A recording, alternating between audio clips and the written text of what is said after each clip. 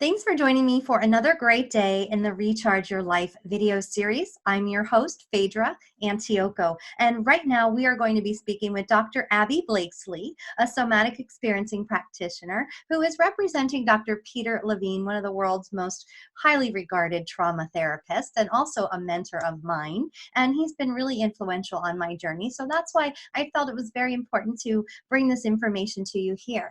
And first, let me share a little bit with you about Dr. Abi Blakeslee as she talks about healing trauma today. Dr. Abi Blakeslee is a faculty of the Somatic Experiencing Trauma Institute and Foundation for Human Enrichment. She is additionally Dr. Peter Levine's legacy faculty at Ergos Institute for Somatic Education. And Dr. Blakeslee holds a PhD in clinical and somatic psychology and is a licensed marriage and family counselor. And not only that, she integrates SE with clinical research, secondary trauma interventions, and the psychobiological principles of attachment and shock trauma. She treats individuals, couples, children, and families in her clinical practice in Montana. And Dr. Blakeslee travels and she teaches extensively worldwide. So please join us here as we talk about some new information you might not have heard of before. But I tell you what, it is really the foundation for healing as you learn to regulate your nervous system. So stay tuned. Abi, thank you so much for being here on the Recharge Your Life series today. And you offer such a special form of therapy and somatic experiencing. I know it's helped me tremendously, and I'd love to get the information about this amazing treatment out to the world. So thank you for being here. It's a pleasure. Thank you for inviting me. So where should we start? There's so much we could cover today, but first let's just have you tell us a little bit about you and what your background and experience is. Sure. Well, I have a PhD in somatic and clinical psychology, and I am a faculty member of the Somatic Experiencing Trauma Institute, and I teach and consult worldwide. And I really, I teach somatic experiencing because it is one of those ways of working and being in the world that I just have seen being so effective. And for many people, they do a lot of excellent progress towards healing and other modalities. And this seems to be that missing piece. So the reason why I teach it is I just kept coming back and studying it more and more. And I'm now on a legacy faculty for Dr. Levine's master work for the Ergos Institute. And I really enjoy sharing about the work and how we can really get trauma unlodged from our bodies and move to a state of more what we call resilience and regulation. Absolutely. And, my story is about 11 years ago, I woke up from a coma and my world had changed. And you and I have worked together, we've trained together and been in the training circuit together. And you've seen kind of my experience with it. And I do want to share it with the world because it's like a secret tool, but really to help build someone's own capability to heal themselves and successfully interact in the world when there are so many challenges like the 5Ds: divorce, death, disability, debt, all of those things. So I'm really excited to share with people today. And I also want to let them know that this was created by Dr. Peter Levine, who's one of the world's top trauma therapists. So let's get started as far as somatic experiencing. What is this treatment? Yeah, so if we just look at the words, somatic means body-oriented, and experiencing is a verb. So it is the experience of the body in the present moment. And this is very important because one of the ways that we look at this work is that the healing happens in the here and now. So you might be remembering a certain event that led to a divorce, or a certain behavior, or a certain challenging time that led to debt, or the remembering certain events around loss and death, right? But as we do that, we have these different experiences in our body in the present moment. And that's where we want to find the regulation. So we can't change the past, but we can begin to shift the overwhelm that we feel in our bodies. So we often will drop down kind of under the conscious radar, and we'll start to notice more of the non-conscious, or what we call the physiology, in the moment within ourselves. So it's a naturalistic form of healing. It's very organic. It unfolds moment to moment. And what Dr. Peter Levine talks about, which I think is so eloquent, is that trauma is not in the event, but it's in the nervous system. Mm-hmm. So we have a part of our physiology called the autonomic nervous system. And the autonomic nervous system has a lot of different functions, but in particular, it responds to any kind of threat in order to keep us safe. Now, it could be a real threat or it could be a perceived threat, right? And we have two different branches of the nervous system. We have it's kind of like an up arrow in the nervous system for the sympathetic. That's for excitation. Now, excitation could be a positive experience, like you're really excited to see somebody, right? Or you're jazzed about a job interview. Or it could be a negative experience, like you're feeling really anxious about driving again on the highway after you've been in a car accident. Or, you're going into some kind of a legal dispute and you're needing to get all of your papers together, right? So that can also be excitation, but there's sort of a negative or an uncomfortable feeling that goes with that. But what happens physiologically is very similar, right? The heart rate goes up, the blood goes out to the arms and the legs for action. Yeah, so we're in this sort of more mobilized state. Now we also have the parasympathetic nervous system, that's the down arrow. And there are two branches in that. We can kind of go into this soft rest and digest, something that's very much missing in our culture, I would say. We get rewarded for being in that, heightened physiology and go, go, go, do, do, do. But it's that time where you settle down, where you feel more like yourself, where you feel connected. You slow down, you can digest your food. You can soften, you can fall asleep if you need to. All right, so that's a sort of gentle parasympathetic. We also have a heavy parasympathetic. So it's like that down arrow, but quite extreme. And that's more of a freeze response.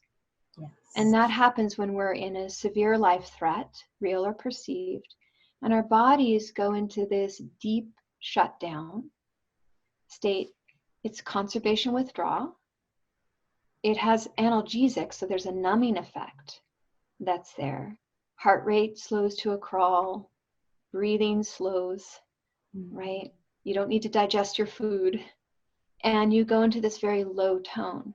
So when we talk about trauma, it can happen in two ways. One, an event occurs that's very overwhelming, and our nervous system goes into either this high set point. It could be like fight and flight that's in there, or an attempt to vocalize to someone that you're under threat, right? Some kind of a mobilized response. Or we could go down into that low tone shutdown response. Okay? All of those should be time limited. Our bodies actually have the capacity to come out of those states after the threat has passed, or when we're in what we would call a relative pocket of safety. However, often we don't. So we might remain at these high kind of metabolic set points, whether it's high sympathetic or high parasympathetic, over years, decades.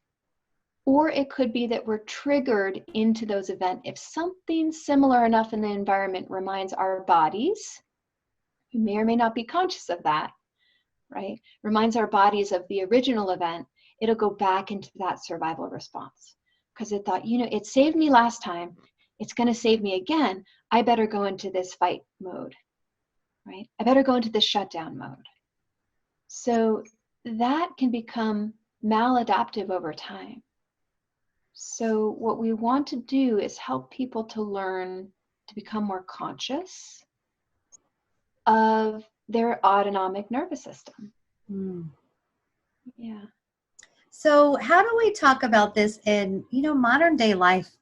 It's pretty stressful out there. There's a lot of little tigers, triggers, alarms going off constantly. Are you finding that your clients, they come in, their heads are just spinning? It's hard for them to really focus, to relax, like they're jittery, can't sit still. Just talk about how this is impacting the modern day world that we live in and how it's impacting our bodies and our health. Absolutely. The pace and the stressors where we need to, in many ways, abandon our natural biological rhythms, or that's part of the demand that society makes or that we make upon ourselves, is one thing that we want to slowly undo with this work, so that there's more and more time for people to drop down into their bodies, into things that help them to regulate, and they can learn what those things are and start to add them into their life and to their experience. Mm-hmm. But absolutely, there's a lot of pressure. And then when we talk about, there can be single events that occur throughout our lives where our nervous system responds in this threat response.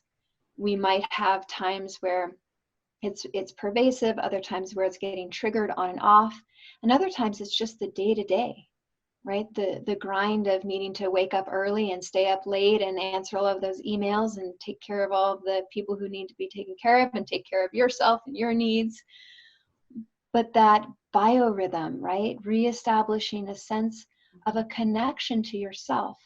Now, if you have been in a place where there's a lot of fight, flight, and freeze physiology, the first step is to get curious about what's happening in your body right now. And there are sensations that go with that. So we begin to befriend this world of internal sensation. There could be tingling, there might be tightness, there might be warmth or heat. It could be a feeling of cold. It might be a feeling of void. There might be a feeling of waves. It's actually quite poetic. So they call this interoception, internal awareness of bodily sensation. And that's a term that was coined by Dr. Bud Craig, who's a neuroscientist. And he has a wonderful book called How Do You Feel? But it's when conscious awareness connects to sensation that we have a part called the insula, or the insular cortex, that lights up. And that feeds into emotion. Like, what is emotion but a complex web of different sensations? So becoming embodied is a key. It also takes a kind of a conscious witness of not judging or shutting down when we feel something that is negative, right? It's like, oh, I'm noticing this uncomfortable hot feeling under my left shoulder, right? I don't like it, but we might notice it for a while. Does it increase, decrease, or stay the same? Mm-hmm. If it increases and gets more uncomfortable, we might actually begin to invite somebody to shift their attention to a place that doesn't feel that way, or maybe stabilize in the external environment, look around, notice the light and the colors. Maybe, if they put their hand there, make some contact, see if that helps, right? But much of the time when you're with these different sensations, they will move through time. When we abandon them, we float off into this world and we don't pay attention to them, they can get stuck in something called associative memory. It's a non-conscious memory. And so it keeps firing over and over and over again. So this kind of internal witnessing and allowing the metabolic change, we could call it. Sometimes people get twitchy. It's like kind of coming out of shock, right? You ever feel jittery, or when you're real stressed and you get super jittery? Mm-hmm. It can happen, especially with divorce, right? With that attachment loss. Some people will just shake all over. You can shake with fury, right? That's kind of more in that high, more sympathetic.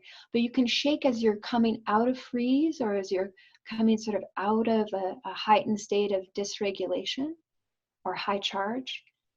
And then as you do that, you often move down into this kind of deeper wave of settling. There'll be a deep breath.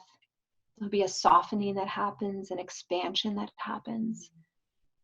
So it's the witnessing of what is without blocking it. Peter Levine talks about how animals don't walk around with post-traumatic stress disorder. Why is that? It's a great question. Well, I also like the work of Dr. Robert Sapolsky. You can look up his work on YouTube, and he has just the title of his book, Why Zebras Don't Get Ulcers. Love it. And it speaks to it, right? And we have these different layers of our brain. We have our instinctual, kind of at baseline. So you have that part of you that's just kind of generally regulating temperature, your heart rate, and your breathing. That's way down in the brainstem. It's a primitive area of the brain.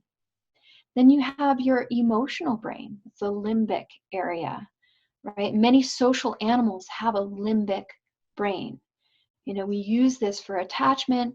We use it for in herd behavior, right? Social groups, communication. And then we have this higher brain, the neocortex. And for humans, this is a place where we have self-awareness. It's where we have that wonderful but awful will. And as you said, about this sort of the abandoning of the biological in modern life, we'll will ourselves over what we need. So if I'm an animal and I'm hungry, I'm going to graze. If I'm hungry and I'm a human, I say, I'm going to wait till lunchtime. I'm just going to ignore that right now, and I'll deal with it later because I'm really involved. So we're not following our instinctual cues. And this is similar when we're in these heightened states of survival with the fight or the flight or the freeze, that our bodies have this natural mechanism where we'll twitch, we'll shake, we'll have heat, we'll tingle, we'll breathe, we'll go into high breath, and then our breath will expand, and then it'll soften and widen, and then we'll sort of, take a slower breath, and everything will begin to wave and slow down over time. But we just will ourselves beyond it. An example that I have, many of you might think about when you've fallen and maybe twisted your ankle. And let's say you do it in front of a group of friends. And it's very interesting, but many people laugh, right? All the bloopers of when you fall and, but it's embarrassing. So It's there's this wave of shame, right? Like, oh my gosh, I fell. So, I'll stand up and be like, I'm fine, I'm okay. And then you're sort of limping away, but one of your ankles is kind of empty feeling. Or kind of there's pain and it's a little numb, it's a little hot, it's a little prickly. Be different kinds of sensations, but you sort of limp off, right? Laughing, ha ha ha, I fell. And then over time, your gait starts to normalize. Maybe there's a little discomfort in the ankle, and then you're a little sweaty, but you move on. And if you ignore that though, if you were to really slow down and just sit, so next time you fall or somebody falls, take a moment and first of all, just say to the person, you just fell. Let's take some time to just let your body release the stress of this before you hop up. I'm going to sit with you, or you find a safe place to sit. And look around, notice where you are, you're okay, I'm with you. So there's a little bit of this orienting to what happened, and that, you're moving ahead through time, they're all right. And then you say, just let your body take some time, right? What are you noticing? And you'll see this whole kind of response from being in this braced pattern with the high sympathetic, right? Breath is short, fast, heart rate is up. Maybe their mouth is dry. Maybe they feel a little bit weird in their leg. And they might get just a little twitchy, or an emotion might spill out. They cry. Or they get angry after feeling embarrassed, right? But that's an emotional response. There's some heat, there's some warmth, there's blood flow coming out through the arms, right? Maybe a little discharge of tears, and you can see their body beginning to soften. There might be tingling or vibration as they move more towards parasympathetic. Then they can feel more of the ache in the ankle, right? It could be some twitchiness or movement in the ankle. And then you'll see that they sort of settle and come present. And it's almost like the light turns back on. It's like they're more there, and they're looking around and they're talking a little bit and making more sense, right? So this is one example of taking your time to let your body do what it needs to do. And if you limp off, just think my set point of my nervous system is in that highly stressed pattern. And then let's say I get in the car and I drive home and there's traffic and I get upset and then I get even more stressed. And then I get home and there's all of this chaos with my kids and it's a bad day, or, if you have any of the disease, divorce, debt, death, disappointment, let's say I get home and there's a big disappointment. My physiology is going to have less kind of absorbency for that. I'm going to be more at a set point where I'm going to go into these deeper dysregulated patterns. So tracking the nervous system, allowing time for change, and also kind of stabilizing, like look around your environment, make some contact. When you feel dysregulated, you can put your hands over that area, noticing if it shifts. You can do a gentle movement. Sometimes that will help, right? Or grounding, feeling your feet, your hips, and your legs, sort of that downward sense of connection to gravity. For many people, that can just kind of slow things down or give you a moment to allow some of the shifting of the stress pattern to move through. So the more you can make it a day-to-day practice of this internal awareness, the bigger benefit you'll have overall. Absolutely. And that's the work we do. And I want to just point out your voice is so soothing. And that's the part of this work that's so beautiful. And I'd love for you to talk about self-regulation versus co-regulation and how we co-regulate with people to build that capacity. So you're using your voice as an instrument, and there's pauses, and it's just who you become as a somatic experiencing practitioner. And I know with myself doing the training and working with my clients now, if I'm having a really hard moment or day and I'm stressed out, I am constantly now able to just automatically look around, orient myself that I'm safe here and now in this moment, and a way to check in with the body that it just starts to sink and just feel safer. Mm-hmm. And it is a process of repairing and rewiring the nervous system, especially if you've had a lot of developmental trauma. And we have Absolutely. a lot of these moments of falls and injuries. And think about if you're watching and you played sports as a child or fallen off the bike, how many times. And I see, as a person who specializes in helping people with pain, that over time that can add up. And it can hold on as bracing patterns in the body. And it's really fascinating. And that's what I appreciate you bringing up that example of the ankle, because it's cumulative.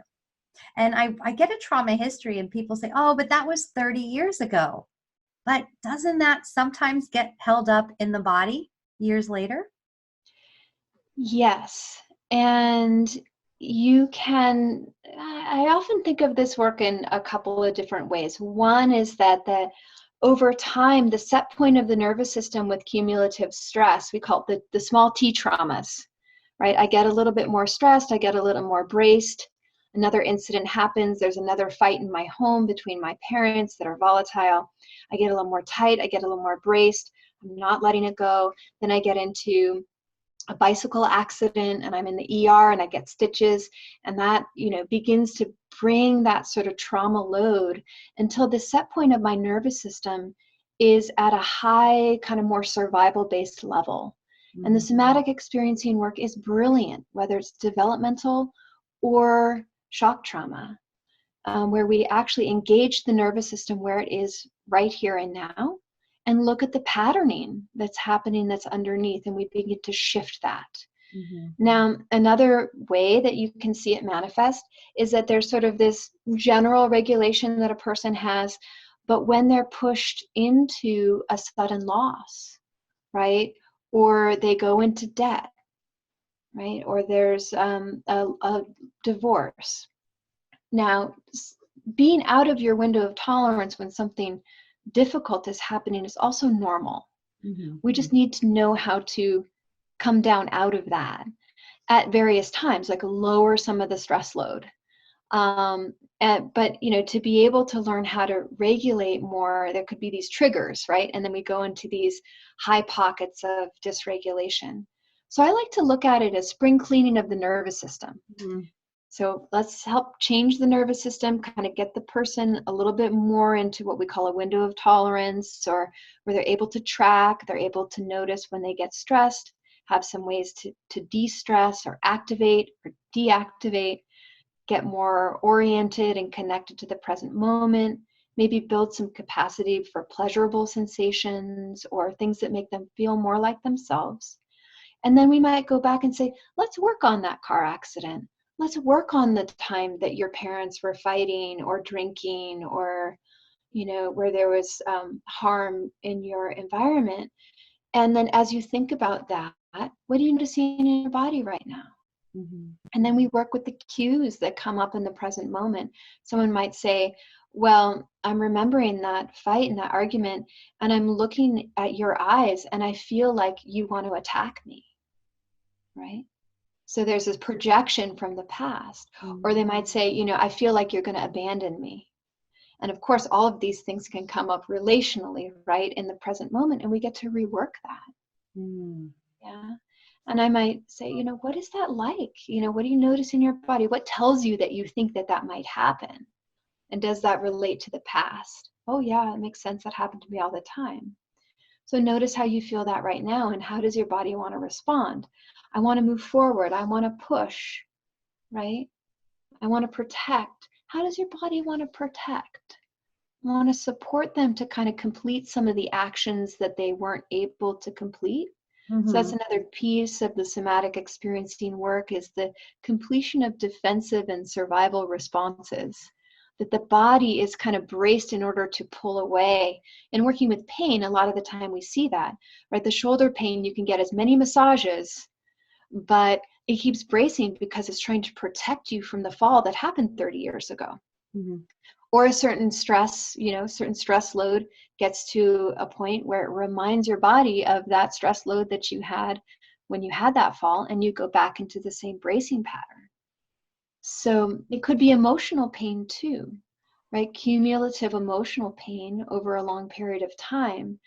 There are tension patterns that go with sort of, these big, I would say, intense emotions: rage, grief, terror, right? These are not sort of like the, sadness that rolls through, or anger that someone said, I really like anger. It's about out and over. But these are these kind of bigger experiences that are so overwhelming, and our bodies will try to hold and tense against them. Mhm. Yeah, so we get this emotional armoring, but the armoring often happens in the musculature. And over time, you have all of this bracing, and one thing that can get lost is that I don't even notice the bracing, but I feel the pain. Exactly. And that's So, what I want to talk about, because you're talking about being in the body and feeling these sensations. And for some people, especially people who are more involved, more traumatized, it really can take a while to help them feel again into their bodies. And yeah. so it's that dissociation piece where maybe they're not, it's really hard sometimes to get in their body. And we understand that as practitioners. And we guide and help them start to be able to feel and notice just the simple sensations. And I really think that's such an important point. So as I'm sharing here, you may find that there's a whole spectrum of where people are on this interoceptive map. So for some people, you'll go, oh yeah, I can feel all these different sensations that are moving and changing. And it's kind of, you have access to that internal landscape. And for many of us, we left for a very good reason. So when we come out of what's called dissociation, it's a disconnection of your psyche or your mental awareness from your bodily experience. And it gives you some distance. You can kind of get away from the dysregulation or from the pain or the terror of the moment. But many people don't come back. Mm. So when we invite them back, what are they going to find? That high level of terror from when they left. So it's not easy for many people to come back into the body, because that set point, right, or that deep feeling of the freeze that has this feeling of I'm going to die. Mm-hmm. or I'm dead. The body goes into a near death state. It really is like a hibernation state that we go into. And there can be all of these different, we call meanings that get coupled to those states. Kind of goes into what we were talking about, the effect of early developmental trauma on beliefs and behaviors for adults. And so when I'm in this low or high state of physiological survival, our brains are trying to describe, why am I feeling this way? Mm-hmm. And we often come up with these kinds of self-perceptions. I must be damaged, right? My body betrayed me. I'm not trustworthy. Nobody likes me. I'm an outcast, right? Things like the world is against me. Yeah, I'm the worst person in the world, or I'm always the best person in the world, right? There can be all these different kinds of ways that we begin to connect to these states. Now, another thing with early developmental trauma that I do like to talk about is that children also are very egocentric, right? So they think the world revolves around them. Recently, one of my kids was saying, oh, look, the sun is following me everywhere I go. So sweet, right? But it's like the sun is hers. It's following her everywhere she goes. And so much of the time when there's a lot of dysregulation or chaos in our family of origin, right? Or bad things are happening outside of us, or someone has bad behavior towards us, and a little kid goes into freeze, right? Because my mom can't handle my life energy. Or anytime I get angry, she can't handle, she shuts me down. So I go into this place of shutdown physiologically, but then I start to think, rather than there's bad behavior that's happening, I'm bad. Mm-hmm. So we get all of these, what we call them, coupling dynamics, right? Between what the physiological state is and how the child self begins to try to explain why they feel. And for children, it's more about who they are than about what's happening externally. And that's something therapeutically that we can start to go back in. Where do you have that? Is that thought that, you're never good enough or you're unlovable. And many of these things can add into, if we have early developmental trauma, we have these potentiated survival states that are quite early, and they can contribute to our susceptibility for overwhelm with the 5Ds. Mm-hmm.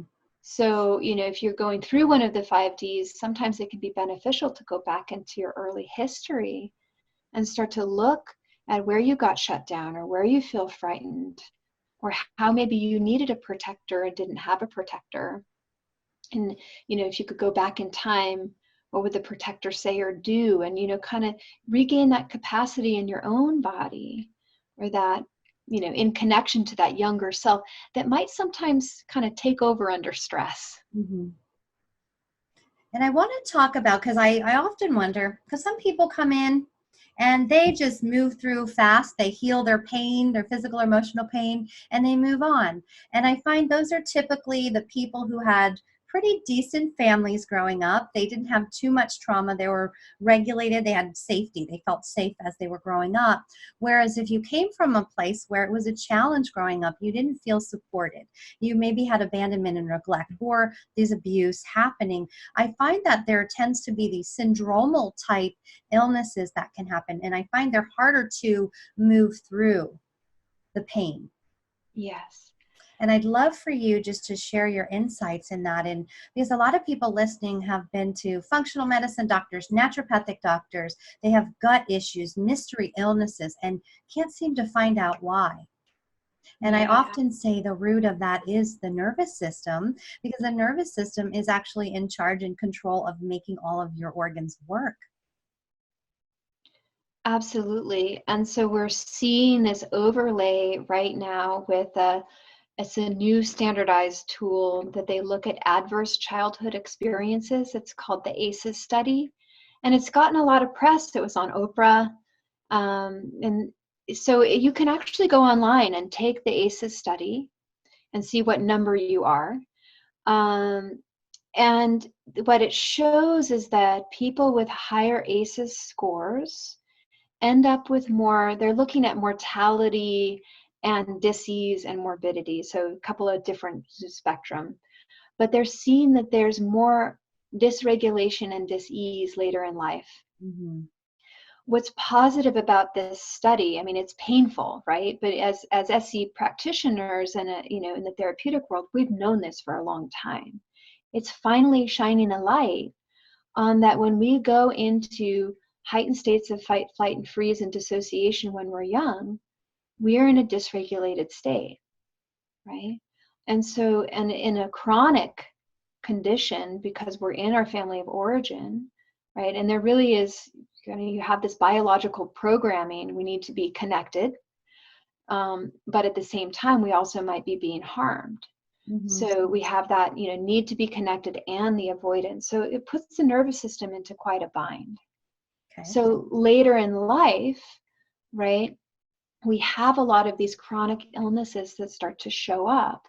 We have a lot of, we call it dysregulation, and it can be almost looking like concurrent sympathetic and parasympathetic symptoms that shift and move.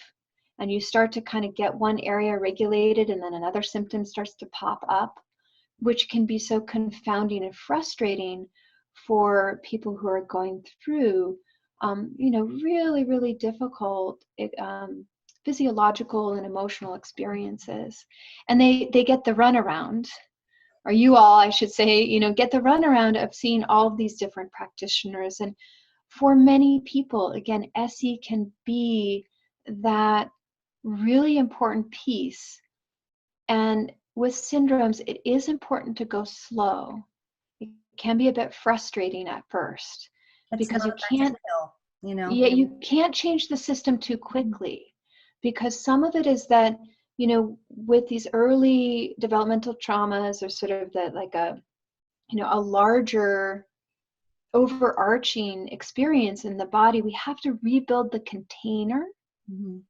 Right? And we also have to slowly begin to kind of help that parasympathetic of the rest and digest. There's a blueprint that's there. We have neuroplasticity throughout life. So we want to start to engage it a little bit and then move away a little bit, and then engage a little bit of the trauma and then move away. It's like metabolizing things drop by drop. If you go too fast, you resolve too much of you resolve some of the trauma, but then you don't have enough capacity as you flip over into that, rest and digest, or you open into the rest and digest, and then your body moves into the trauma, and you can get this, again, dysregulated kinds of functioning. So if you move slowly and create a little bit more capacity, metabolize some of that distress, work with some of the movement, right? Feel underneath the pain patterns to where there's some emotion that gets released. Then stabilize. Take time. Integrate. Practice where you feel distressed and where you feel better. Mm-hmm. Go back and forth between the two for a little while. And then stabilize. And over time, you'll create a new capacity within your nervous system. And for many people, their symptoms dissolve, mm-hmm. completely go away, or reduce. Now, there are some people where syndromally things have become now metabolic, right? And you might still have pain, but you have less distress around it. You have more regulation. You have more things to pay attention to. So it's always a expansive process. Mm-hmm. And I've seen, a range with these, syndromes of where we might end up in the work. But if you're going through also any of the disease, divorce, death, debt, and disappointment, right? It's, as you think about whatever it is you're facing, check to see, where is that overwhelm in the nervous system? Where is it showing up? And starting to kind of track and follow all of this unfolding. And if it starts to feel like it's too much, move your attention somewhere else for a little while. Mm-hmm. That's also a really important piece. With syndromes and pain, we get pulled into what's wrong, what's wrong, what's wrong. Where's the pain? Oh, it's so much more. And we actually need to pay attention to other things. And that's part of the healing that goes on. Then we kind of go and a little bit with the pain, but then we come back out again. Right. Mm-hmm. And I look at lifestyles. So people who are, and this goes back to the developmental trauma piece, people who say yes to everybody, they just don't know how to say no.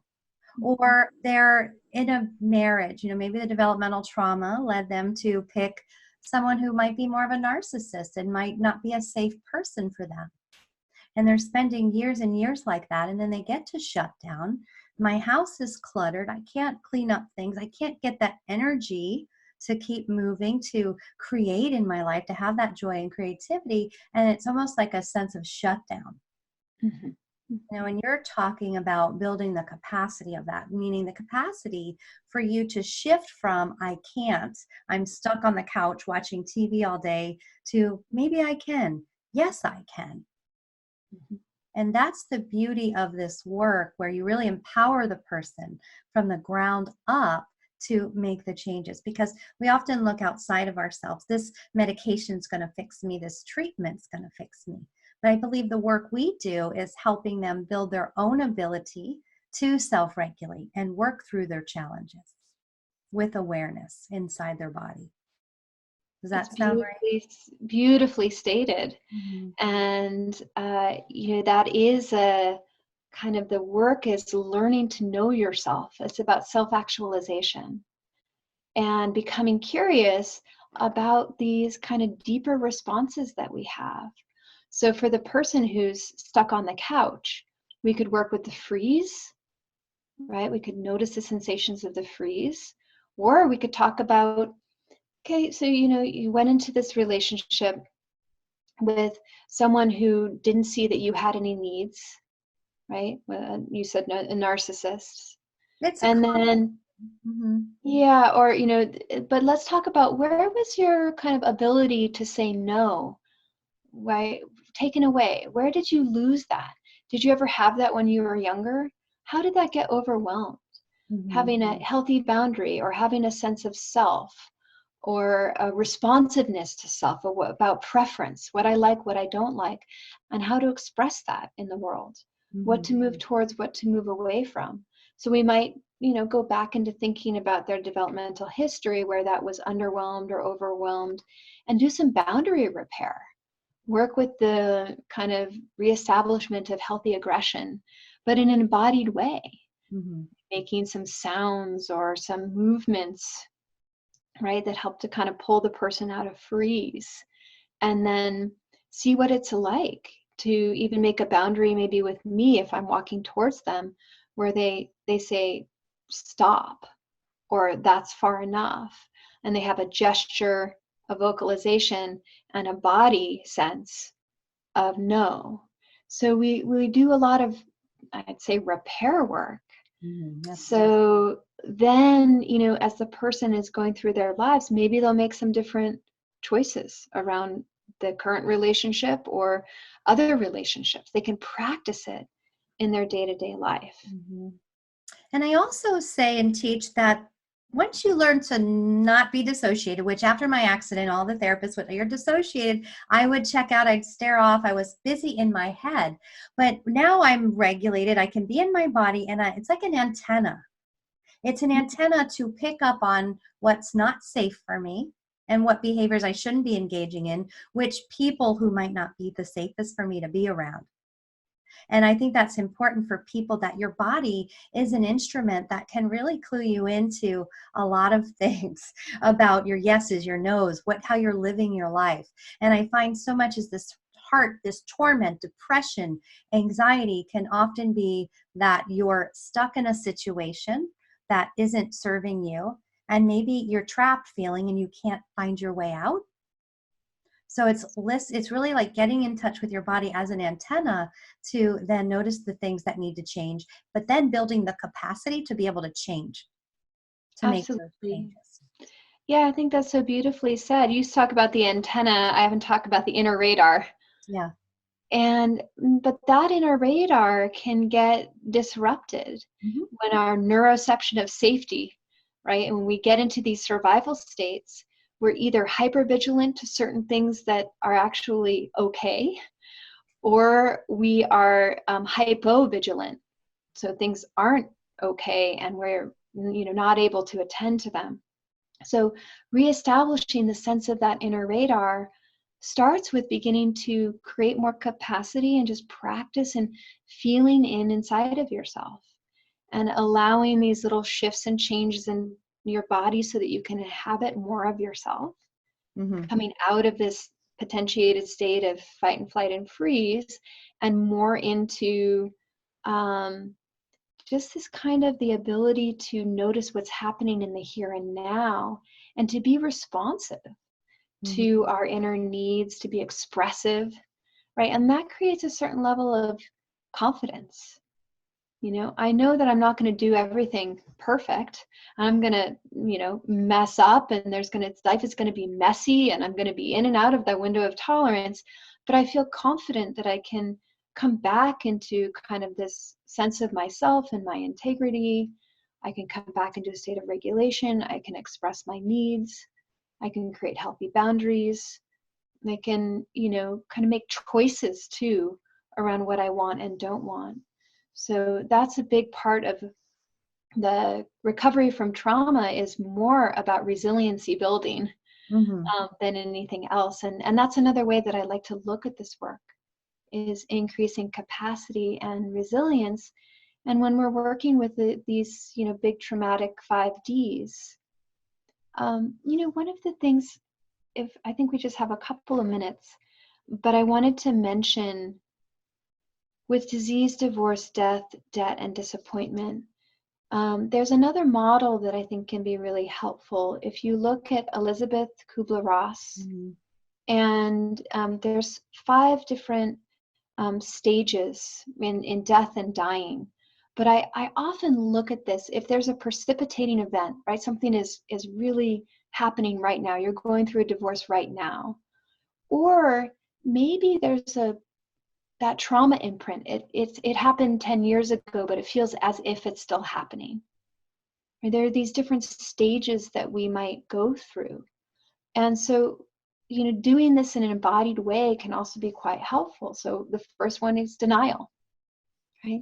Not happening, don't want it, right? There's a distancing, and there's a distancing from that dysregulation. And then we move into anger, right? We go into the fight mode. But the more you can stay connected to your body, and you can feel that fight, you can feel that aggression, you can kind of be with it, maybe move with it so it doesn't get stuck. Don't get afraid of it. Hopefully express it in a way that's constructive. But the more embodied you are, the more you'll be able to stay in your neocortex and express yourself. Bargaining is a very interesting phase too.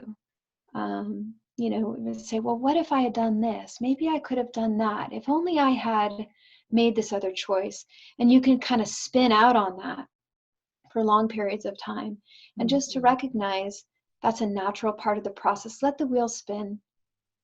Yeah. And then also come back into, this is what has happened. And now what are you sensing?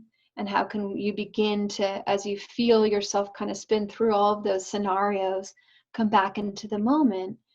And you might then feel sad, depression, grief, another very, common experience.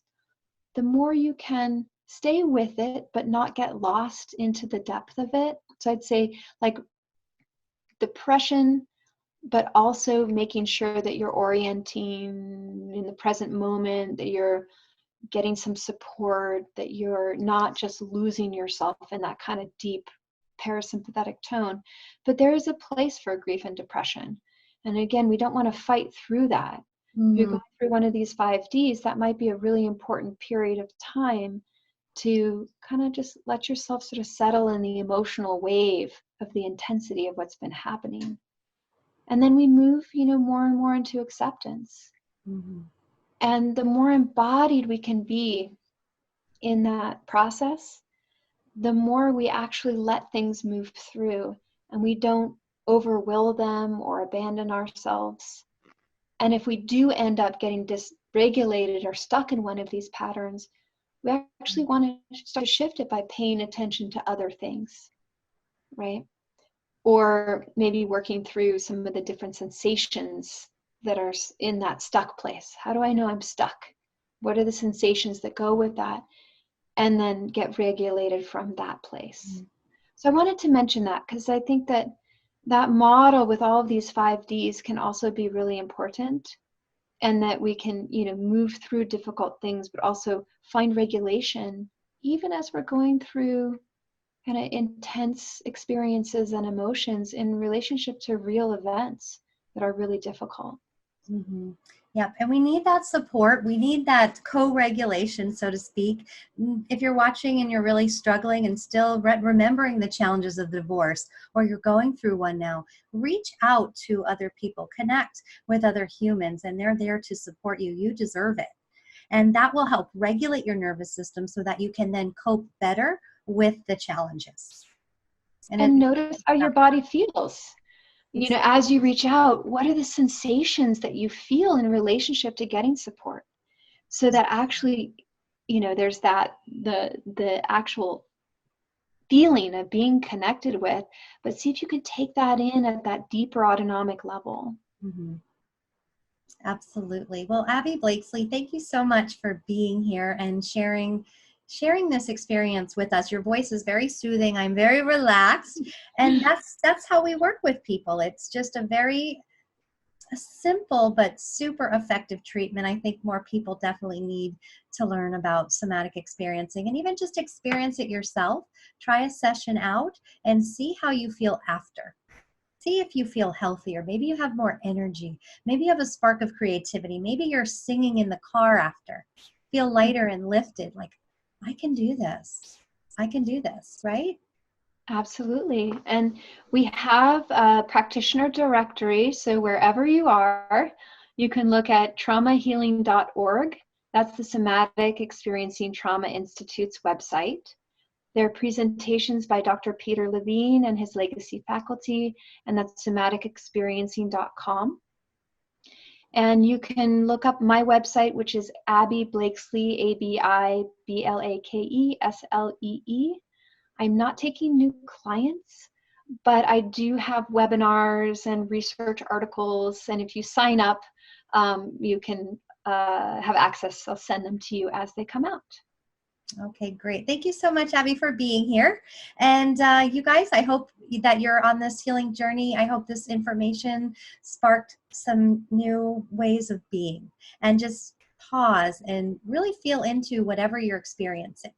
Whatever you're experiencing, if it's pain, if it's emotional distress, just give yourself a minute to feel that and just see what happens when you tune into that. All right. Thanks, Abi. Thank you. Such a pleasure to be here, and I wish you all well. Take care. All right. I am relaxed. Did you notice the way Abi spoke and the calmness in her voice?